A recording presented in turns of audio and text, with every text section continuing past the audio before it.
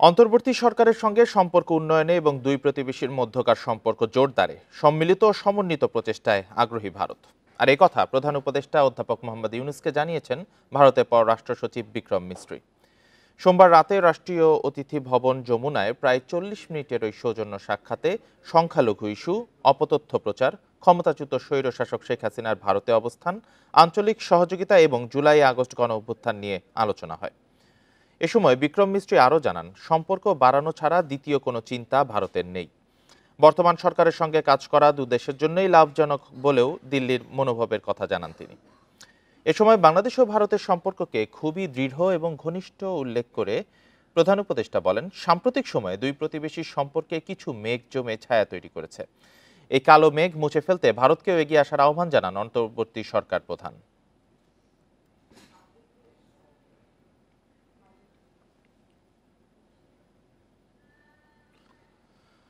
বাংলাদেশের অভ্যন্তরীণ বিষয়ে কথা না বলতে দিল্লিকে বার্তা দিল ঢাকা।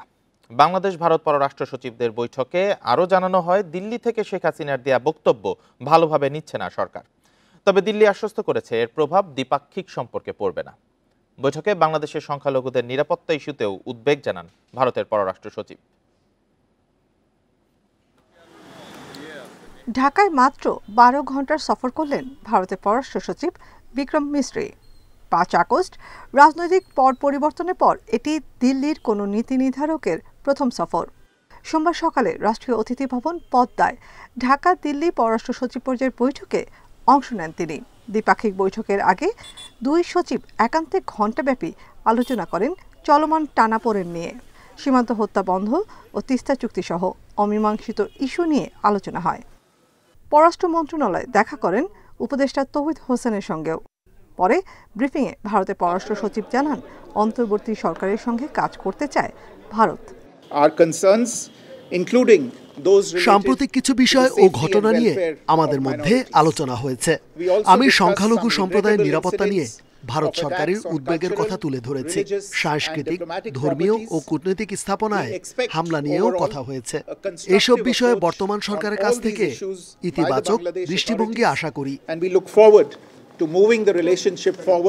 বৈঠক নিয়ে পররাষ্ট্র সচিব জসিমউদ্দিন জানান, বাংলাদেশ নিয়ে ভারতীয় গণমাধ্যমের অপপ্রচার বন্ধে মোদী সরকারকে ব্যবস্থা নিতে বলা হয়েছে। সংখ্যালঘু সহ অভ্যন্তরীণ ইস্যুতেও মন্তব্য থেকেও বিরত থাকার পরামর্শ দেওয়া হয়। যে এটি আমাদের অভ্যন্তরীণ বিষয় এবং আমাদের অভ্যন্তরীণ বিষয়ে অন্য দেশের মন্তব্য সমীচীন নয়। আমি ভারতের পররাষ্ট্র সচিবকেও স্মরণ করিয়ে দিয়েছি যে বাংলাদেশ অন্য দেশের অভ্যন্তরীণ বিষয়ে মন্তব্য করা থেকে বিরত থাকে এবং অন্যান্য দেশেরও একই ধরনের শ্রদ্ধাবোধ আমাদের প্রতি দেখানো উচিত। এক প্রশ্নের জবাবে তিনি আরও জানান, সাবেক প্রধানমন্ত্রী শেখ হাসিনা ইস্যুতেও বৈঠকে আলোচনা হয়েছে। আমরা বলেছি যে তিনি ভারতে বসে যে সমস্ত বক্তব্য দিচ্ছেন সেটা আমাদের পছন্দ হচ্ছে না, এটা এক নম্বর। ২ নম্বর হচ্ছে, তাদেরকে আমরা বলেছি যে আমরা যে এইটা পছন্দ করছি সেটা তাকে যাতে জানানো হয়। রাষ্ট্রীয় অতিথি ভবন যমুনায় প্রধান উপদেষ্টার সঙ্গেও সাক্ষাৎ করেন ভারতের পররাষ্ট্র সচিব। নাফিজাতুল্লাহ, ইন্ডিপেন্ডেন্ট নিউজ, ঢাকা। দিল্লিকে ঢাকার পরিষ্কার বার্তা, বাংলাদেশের অভ্যন্তরীণ বিষয়ে নাক গলিয়ে সম্পর্ক উন্নয়ন হবে না, থামাতে হবে হিন্দু নিপীড়নের ভুল তথ্য প্রচার। সোমবার দেশটির পররাষ্ট্র সচিব বিক্রম মিস্ত্রিও ঢাকাকে পরিষ্কার করেছেন তার দেশ সম্পর্ক উন্নয়নে আগ্রহী। দুই প্রতিবেশীর মনোভাবে টানাপোড়েনের সম্পর্ক উন্নয়নে সহায়ক হবে বলে মনে করছেন বিশ্লেষকরা। ছাত্র জনতার অভ্যুত্থানে শেখ হাসিনা সরকারের পতনের পর ঢাকা দিল্লি সম্পর্কে টানাপোড়েনের মধ্যে সোমবার একদিনের সফরে ঢাকা আসেন পররাষ্ট্র সচিব বিক্রম মিস্ত্রি। টানা বৈঠক শেষে বিক্রম জানিয়ে গেলেন, দুই প্রতিবেশীর সম্পর্ক জোরদারে দিল্লি সম্মিলিত ও সমন্বিত প্রচেষ্টায় আগ্রহী। বিশ্লেষকদের মতে বিশেষ একটি পক্ষের উস্কানি ও স্বার্থ রক্ষায় তলানিতে ভারত বাংলাদেশ সম্পর্ক খারাপ করার প্রচেষ্টা কেন হচ্ছে? এটা নিশ্চয়ই এটা ভারতেরও স্বার্থের পক্ষে যাচ্ছে না বা বাংলাদেশের স্বার্থের পক্ষে যাচ্ছে না। কোনো পক্ষের নিশ্চয় এখানে কোনো একটা স্বার্থ এখানে জড়িত আছে। এখন সেটা কার, কোন পক্ষ বা কেন করছে সেটা তো একটা ওটাও একটা আমাদের জানার দরকার। ভারতের গণমাধ্যম বাংলাদেশের সংখ্যালঘু বিষয়ে মিথ্যা প্রচারণায় ভালো নেই দুই প্রতিবেশীর সম্পর্ক। একমাত্র আমাদের পরাজিত যে রাজনৈতিক দল এবং তার নেতারা আছেন তারা ইন্ধন জোগাতে পারেন। কোনো সম্পর্কই থাকলো না, কোনো এক্সচেঞ্জ অফ ভিউজ, আইডিয়াস এগুলোই থাকলো না। এটা কখনো হয় না দুটা দেশের মধ্যে। দুই দেশের সম্পর্ক বাড়ানো ছাড়া দ্বিতীয় চিন্তা দিল্লির নেই বলেও প্রফেসর ইউনূসের সাথে বৈঠকে খোলাসা করেছেন বিক্রম মিশ্রি। রেজওয়ানুল হক, ইন্ডিপেন্ডেন্ট নিউজ, ঢাকা।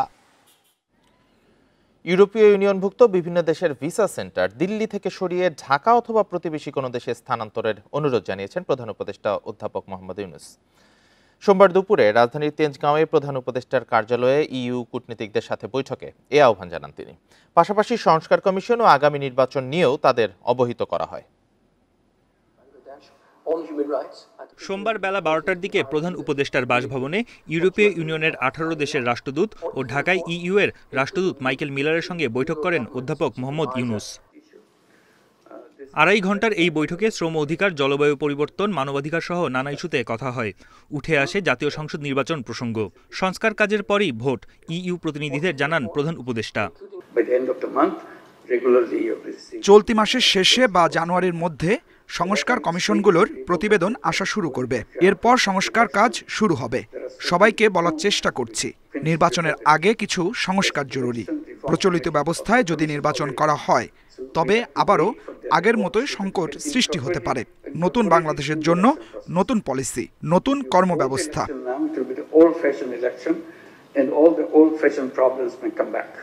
এই সময় বাংলাদেশের পাশে থাকার কথা জানান ইউরোপীয় ইউনিয়নের রাষ্ট্রদূত মাইকেল মিলার। বাংলাদেশের এই পরিবর্তনে ইউরোপীয় ইউনিয়ন সমর্থন করতে অঙ্গীকারবদ্ধ। বাংলাদেশের সাথে আমাদের পার্টনারশিপ আরো জোরদার হবে। ইউরোপের বেশিরভাগ দেশের এম্বাসি ঢাকায় না থাকায় ভিসার জন্য যেতে হয় ভারত। এই সমস্যার উত্তরণ চেয়েছে বাংলাদেশ। সোমবার সন্ধ্যায় সংবাদ সম্মেলনে একথা জানান সৈয়দা রিজওয়ানা হাসান। নাগরিকেরা অনেক ইউরোপিয়ান দেশে যেতে গেলে ভিসার জন্য আবেদন করতে হয় দিল্লি থেকে। এটা অনেক সময় ঝামেলা হয়ে যায়। তাদের কাছে আমাদের একটা সুস্পষ্ট অনুরোধ ছিল যে তারা যেন এই ভিসা সেন্টারগুলো দিল্লি থেকে সরিয়ে অন্যত্র স্থাপন করে। বাংলাদেশ নিয়ে বিভিন্ন গণমাধ্যমে অপপ্রচার ঠেকাতে ইউরোপীয় ইউনিয়নের সহযোগিতা চেয়েছেন প্রধান উপদেষ্টা। বন ইবনে কামাল, ইন্ডিপেন্ডেন্ট নিউজ, ঢাকা। জরুরি সংস্কার শেষে নির্বাচনের আয়োজনের জন্য 3 থেকে 4 মাসের বেশি সময়ের প্রয়োজন নেই বলে মন্তব্য করেছেন বিএনপির স্থায়ী কমিটির সদস্য সালাউদ্দিন আহমেদ। সোমবার বিকেলে গুলশানে বিএনপি চেয়ারপারসনের কার্যালয়ে এক সংবাদ সম্মেলনে তিনি এসব কথা বলেন। গুলশানে বিএনপি চেয়ারপারসন কার্যালয়ে সংবাদ সম্মেলন করে বিএনপি সংবিধান সংস্কার কমিটি। এ সময় বিএনপির দেয়া সংস্কার প্রস্তাব উত্থাপন করেন দলটির স্থায়ী কমিটির সদস্য আব্দুল মঈন খান। তিনি বলেন, ত্রয়োদশ সংসদ নির্বাচনের জন্য সঠিক ভোটার তালিকা প্রণয়নে বাড়ি বাড়ি না গিয়েও হালনাগাদ করা সম্ভব। তিনি বলেন, প্রযুক্তির এই যুগে বাড়ি বাড়ি গিয়ে ভোটার তালিকা করা অপ্রয়োজনীয়, সময় সাপেক্ষ বিষয়। প্রয়োজনে নির্বাচনী এলাকার সীমানা পুনর্নির্ধারণ, এনআইডি কার্ডের সার্ভারের নিয়ন্ত্রণ স্বরাষ্ট্র মন্ত্রণালয় থেকে নির্বাচন কমিশনের অধীনে আনাসহ 17টি সংস্কার প্রস্তাব দিয়েছে বিএনপি। তাদের মতে অগ্রাধিকার ভিত্তিতে নির্বাচন ব্যবস্থা ও সংবিধান সংস্কার জরুরি। বিএনপির স্থায়ী কমিটির সদস্য সালাউদ্দিন আহমেদ বলেন, তত্ত্বাবধায়ক সরকার ব্যবস্থা থাকলে সুষ্ঠু নির্বাচন সম্ভব। সরকারের সংস্কারের আরো বিভিন্ন সাইড আছে, প্রশাসনিক সংস্কার আছে, জুডিশিয়াল সংস্কার আছে, পুলিশ সংস্কার আছে। এগুলো সব সমন্বিত করে এটি নির্বাচন উপহার দিতে আমাদের মনে হয় না এটা খুব বেশি 3 থেকে 4 মাসের বেশি সময় লাগার কথা। প্রত্যেকটি মানুষের বয়স কত, কোন দিন কত বয়স, এটা কিন্তু অটোমেটিক্যালি কম্পিউটারে আমাদের সার্ভারে রয়েছে। সঠিক ভোটার তালিকা আমরা করতে চাই, তাহলে কিন্তু আমার বাড়ি বাড়ি যাওয়ার কোনো প্রয়োজন নেই। এটা অত্যন্ত সময় সাপেক্ষ এবং এটা টোটালি আননেসেসারি। জুলাই আগস্ট আন্দোলনের মাধ্যমে যারা নিজেদের বিজয়ী ভাবছেন বা ক্ষমতায় চলে এসেছেন মনে করছেন, তাদের মধ্যে মূল চেতনা ধারণের লক্ষণ দেখা যাচ্ছে না। তারা এখনো কর্তৃত্ববাদের চর্চা করছে বলে মন্তব্য করেন ডক্টর ইফতেখারুজ্জামান। সোমবার সকালে রাজধানীতে এক সম্মেলনে এসব কথা বলেন টিআইবির নির্বাহী পরিচালক। রাজধানীর বঙ্গবন্ধু আন্তর্জাতিক সম্মেলন কেন্দ্রে এসডিজি বাস্তবায়নে নাগরিক প্ল্যাটফর্ম সম্মেলনের আয়োজন করে। দ্বিতীয় দিনের আলোচনায় অংশ নেন আদিবাসী, তৃতীয় লিঙ্গ, চা শ্রমিক ও শিক্ষার্থী সহ বিভিন্ন শ্রেণী পেশার প্রতিনিধিরা। যার যার অবস্থান থেকে নানা অসঙ্গতি তুলে ধরে সংস্কারের পরামর্শ দেন আলোচকরা। আলোচনায় ডক্টর ইফতেখারুজ্জামান বলেন, লিঙ্গ বৈচিত্র্যের সংকট আগের চেয়ে বেড়েছে। অনেকে বৈষম্য বিরোধী আন্দোলনের মূল চেতনা ধারণ করছেন না বলেও মন্তব্য করেন তিনি। আমরা সব কর্তৃত্ববাদের বর্জন করব বলছি সবাই, কিন্তু কর্তৃত্ববাদের চর্চাটা বর্জন করছি না। জুলাই আগস্টের আন্দোলনে যারা নিজেদেরকে বিজয়ী ভাবছেন, মনে করছেন ক্ষমতা এসে গেছেন, তাদের মধ্যে বৈষম্য আন্দোলনের মূল চেতনা ধারণ করার কোনো ইঙ্গিত আমরা দেখতে পাই না। বরং তারা এমন এজেন্ডা বাস্তবায়ন করতে যাচ্ছেন যার মূল কনসেপচুয়ালাইজেশন, ইনডক্ট্রিনেশন এবং প্রসেস সম্পূর্ণ বৈষম্যমূলক। এ সময় সিপিডির সম্মানীয় ফেলো ডক্টর দেবপ্রিয় ভট্টাচার্য বলেন, বৈষম্য বিরোধী আন্দোলন করে মানুষের বৈচিত্র্যকে অস্বীকার করা চলবে না। বৈষম্য বিরোধী চেতনার পক্ষের শক্তিদের ভিতরে কেউ না কেউ আমরা লক্ষ্য করছি যারা বিভিন্ন ধরনের বৈষম্যকে টিকিয়ে রাখার পক্ষে বিভিন্ন রকমের যুক্তিতর্ক দিচ্ছে, তাকে কিন্তু তারা ক্ষুণ্ণ করছে। সংস্কারের লক্ষ্য অর্জনে লেগে থাকার পরামর্শ দেন রাষ্ট্রবিজ্ঞানী ডক্টর রওনক জাহান।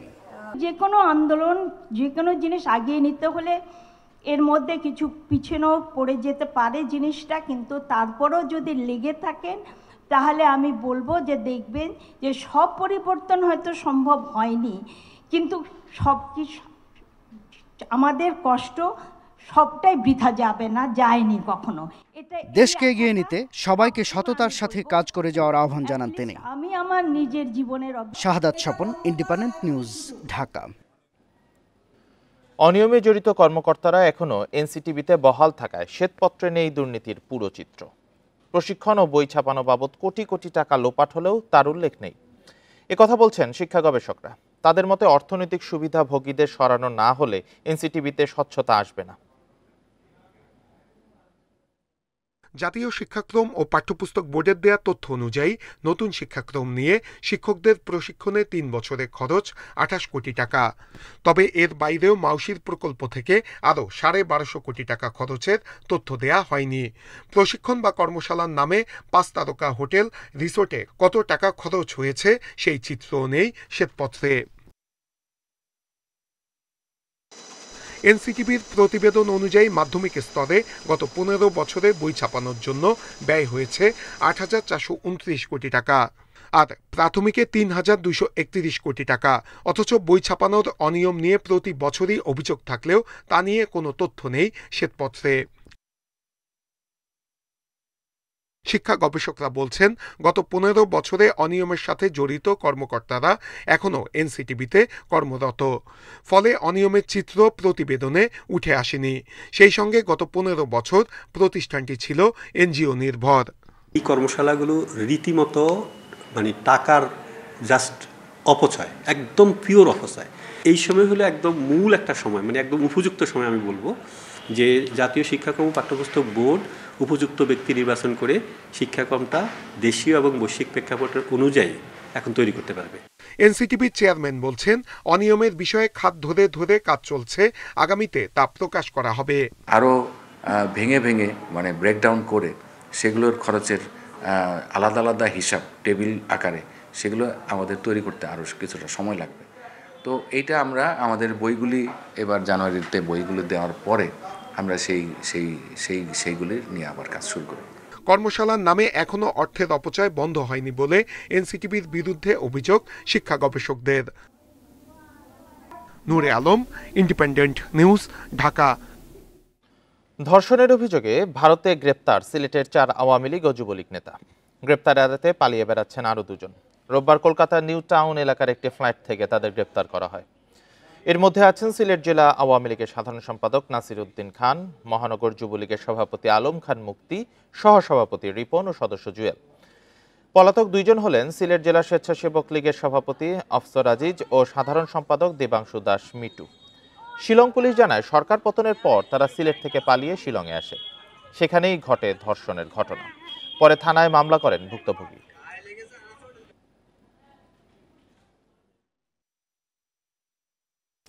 বাজারে কৃত্রিম সংকট সৃষ্টির অভিযোগের কয়েকদিনের মধ্যেই বাড়ানো হলো সয়াবিন তেলের দাম। 8 টাকা বাড়িয়ে বোতলজাত সয়াবিনের লিটার 175 টাকা, আর খোলা সয়াবিনের দাম ঠিক করা হয়েছে 157 টাকা। কোম্পানিগুলোর সঙ্গে কথা বলে দাম নির্ধারণ করা হয়েছে বলে জানান বাণিজ্য উপদেষ্টা। আর কোনো সংকট থাকবে না বলেও আশা তার। কয়েকদিন ধরেই বাজারে ভোজ্য তেলের সরবরাহ কম। সবচেয়ে বেশি সংকট বোতলজাত সয়াবিন তেলের। ক্রেতাদের অভিযোগ ছিল রমজানের আগে কৃত্রিম সংকট তৈরি করে আরেক দফা দাম বাড়িয়ে অতিরিক্ত মুনাফা করতে চায় কোম্পানিগুলো। বিরাট ধরনের চাপ পড়বে, এটা তেল ছাড়া চলতে পারবো না, তো দাম হলে তো অসুবিধা। যা বেতন পাই ওইটা দিয়ে চলা আমাদের খুব কষ্ট হয়ে যায়। এখন এই মুহূর্তে যদি সব জিনিসের দাম বাড়তি আরও যদি এটা বাড়ে, এখন তো তেল পাওয়া যায় না। সোমবার সচিবালয়ে বাণিজ্য উপদেষ্টা সয়াবিন তেলের দাম বাড়ানোর ঘোষণা দেন। খোলা ও বোতলজাত দুই ধরনের সয়াবিন তেলের দামই লিটার প্রতি ৮ টাকা বাড়ানো হয়েছে। নতুন নির্ধারিত দামে সয়াবিন তেল বিক্রি ও বাজারে ভোজ্য তেল সরবরাহ স্বাভাবিক রাখতে জোরালো হবে তদারকি। আজকে থেকেই ওনাদের সরবরাহ ব্যবস্থাকে স্বাভাবিক করবেন এবং আমাদের যে ভোক্তা অধিকার আছে তারাও এই জিনিসটাকে স্টার্টিং ফ্রম ডিওর যে ফিজিক্যাল ডেলিভারির যে একটা শৃঙ্খলা আনা। উপদেষ্টা জানান অন্যান্য নিত্যপণ্যের দামও কিছুটা স্থিতিশীল হচ্ছে, তবে আলুর দাম চরম অস্থিরতা এখনও রয়েছে। নতুন আলু উঠলে ২-৩ সপ্তাহের মধ্যে দাম কমবে বলে আশা তার। শীতকালীন শাকসবজি প্রাকৃতিক কারণে আমরা দেখছি যে আল্লাহর রহমতে দাম আস্তে আস্তে নেমে আসছে। আমরা চালের বাজার স্থিতিশীল দেখছি, আমরা ডিমের বাজার যথেষ্ট স্থিতিশীল দেখছি এবং কম দেখছি। আমরা চিনির বাজার তাৎপর্যপূর্ণভাবে কম দেখছি এবং আমরা আশা করি আরও কমবে সামনে। সোমবার থেকেই সয়াবিন তেলের নতুন দাম কার্যকর হবে বলে জানান উপদেষ্টা। Hasif Mahmud Shah, independent news, Dhaka. কুষ্টিয়ার মিরপুর ও দৌলতপুর উপজেলায় সরকারি চাল সংগ্রহে অনিয়মের অভিযোগ উঠেছে। বন্ধ থাকা 23টি চাল কলের নামে দেয়া হয়েছে বরাদ্দ, যা জানে না এসব মিলের মালিকরাও। সাধারণ মিলারদের অভিযোগ, খাদ্য বিভাগের কয়েকজন কর্মকর্তার যোগ সাজশে সিন্ডিকেটের মাধ্যমে দিনের পর দিন চলছে এমন অনিয়ম। এতে সরকারি চাল সংগ্রহে আগ্রহ হারাচ্ছেন প্রকৃত চাল কল মালিকরা। প্রায় ৫ বছর আগে বন্ধ হয়ে যায় কুষ্টিয়ার মিরপুরের শেখ রাইস মিল। স্থাপনা ভেঙে এখন সেখানে চাষের প্রস্তুতি চলছে, অথচ এই মিলের নামে ১২ টন চাল সংগ্রহের অনুমতি দেয়া হয়েছে। মিরপুর ও দৌলতপুরে বন্ধ থাকা এমন ২৩টি চাল কলের নামে দেয়া হয়েছে বরাদ্দ। মিল মালিকদের অভিযোগ, সিন্ডিকেটের মাধ্যমে খাদ্য বিভাগের কয়েকজন কর্মকর্তার যোগসাজশে চলছে অনিয়ম। লাইসেন্স আমরা চোখেও দেখি না। এখন কি অবস্থা? এখনো সেম, এখনো তাদের কাছেই আছে। আমাদের সই সাক্ষারও লাগে না, ওনারাই ওই বরাদ্দ নিয়ে আসে, ওনারাই দেয়। চাতাল দেখছেন, খোয়া টোয়া সব ইট টিট সব ভাঙেই 6 মাস আছে এগুলো ভাঙা ভাঙে ইট বেশি দিচ্ছে, এখন আবাদে যাবে সব জমি। অনিয়ম চলতে থাকলে প্রকৃত মিলাররা চাল সংগ্রহে নিরুৎসাহিত হবে বলছেন মিল মালিকরা। করে না করলে আবার আগের যা তাই হবে, এতে মানুষ নিরুৎসাহী হয়ে পড়বে। বিশেষ করে যারা প্রকৃত মিলাররা তারাও একসময় নিরুৎসাহী হয়ে পড়বে। তবে অভিযোগ অস্বীকার করে উপজেলা খাদ্য কর্মকর্তা জানান, যাচাই বাছাই করে দেয়া হয়েছে বরাদ্দ, আর অনিয়মের প্রমাণ পেলে ব্যবস্থা নেয়ার কথা জানান জেলা খাদ্য নিয়ন্ত্রক। আমার মিলারদেরকে আমি নিজেও বলেছি যে যদি আপনাদের মনে হয় যে আমার ইন্সপেক্টর আপনাদের মিলের কোনো উল্টাপাল্টা তথ্য দিয়েছে, সেক্ষেত্রে আপনি আমাকে না আমার ডিস্ট্রিবিউট স্যারকে লেখেন। প্রয়োজনে ডিস্ট্রিবিউট স্যার পুনরায় আবার জেলার থেকে কমিটি গঠন করে দেবে। ইমিডিয়েট এখনই অ্যাকশন হবে, যে এটা আমি এখনই তদন্ত করাবো, যে 3টা রাইস মিলের নাম বললেন, এবং এটা যদি সত্যি সত্যি এরকম কোনো ঘটনা হয়ে থাকে সাথে সাথে বন্ধ হয়ে যাবে। এটা একদম আমাদের রেজুলেশনের মধ্যে এই শর্ত দিয়েই আমরা বরাদ্দ দিয়েছি। চলতি আমন মৌসুমে কুষ্টিয়ায় 47 টাকা কেজি দরে 19,000 টন চাল কিনবে খাদ্য বিভাগ। Independent news. মেহেরপুরে 9টি সরকারি প্রাথমিক ও মাধ্যমিক বিদ্যালয়ের ঝুঁকিপূর্ণ ভবনে চলছে পাঠদান। প্রায় 1 যুগ আগে পরিত্যক্ত হলেও ভবন সংস্কার কিংবা পুনর্নির্মাণের উদ্যোগ নেওয়া হয়নি, জানান শিক্ষা কর্মকর্তারা। এদিকে গাংনী সাব রেজিস্ট্রার অফিসও বেহাল। বিকল্প না থাকায় বছরের পর বছর ঝুঁকিপূর্ণ ভবনেই চলছে কার্যক্রম। গাংনী উপজেলা বেতবাড়িয়া মাধ্যমিক প্রাথমিক বিদ্যালয়টি 1930 সালে স্থাপিত। ভবনটির দেয়ালে ফাটল, ছাদের পলেস্তরা খসে বেরিয়ে গেছে রড। প্রায় 10 বছর আগে ভবনটিকে পরিত্যক্ত ঘোষণা করা হলেও ঝুঁকিপূর্ণ এই ভবনেই চলছে পাঠদান। একই অবস্থা বামন্দি সরকারি প্রাথমিক বিদ্যালয়, Bamandi Nishipur school and college, Hoglabaria Haji Bharsuddin মাধ্যমিক বিদ্যালয় সহ সরকারি 9টি প্রাথমিক ও মাধ্যমিক বিদ্যালয়ের। আমাদের বিদ্যালয়ের ভবনটি 10-12 বছর আগে ঝুঁকিপূর্ণ ঘোষণা করা হয়েছে। নতুন বিল্ডিং না পাওয়াতে আমাদের ঝুঁকিপূর্ণ অবস্থাতেই ছাত্রছাত্রীদের ক্লাস নিতে হচ্ছে। যে রুমে আমরা ক্লাস করি রুমগুলো জরাজীর্ণ এবং ছাদ ভেঙে ভেঙে পড়ছে।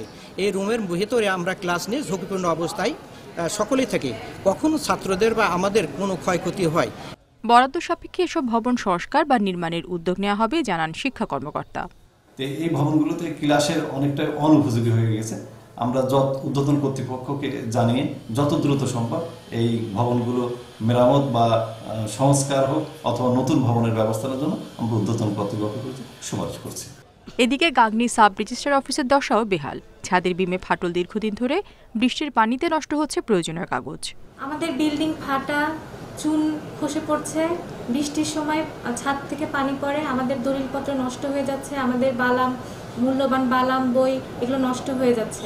গত বছর গাংনী সাব রেজিস্ট্রার অফিসের নতুন ভবনের কাজ শুরু হলেও পরিবর্তিত রাজনৈতিক পরিস্থিতিতে থমকে আছে প্রকল্প।